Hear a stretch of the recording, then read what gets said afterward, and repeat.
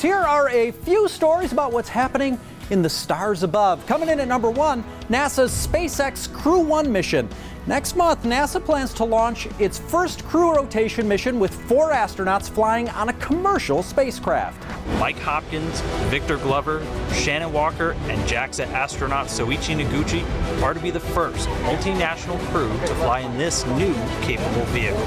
And since JAXA, the Japanese Aerospace Exploration Agency, has one of their astronauts on board, the mission also marks the first to include an international partner. This mission marks the return of a full crew complement to the International Space Station, and together they will celebrate the 20th anniversary of continuous human efforts on board the station.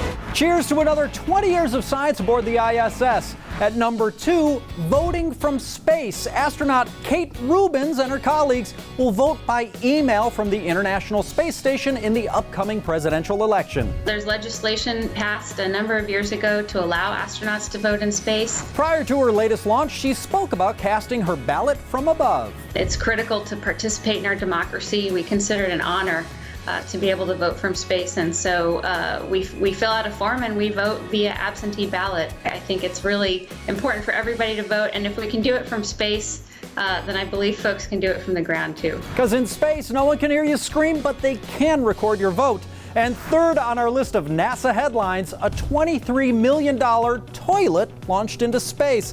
It's called the Universal Waste Management System, and it was sent to the International Space Station earlier this month to serve as an upgraded version of the 2 that are currently on board. This new toilet is going to be a little bit easier to use for both men and women. NASA astronaut Jessica Meir explains why the new John was necessary. Of course, there are some anatomical differences, and some of the earlier versions didn't take into account everything equally kind of for both men and women. So this one should be a little bit easier to use for everybody. Trust me, nobody wants a potty fail in 0G.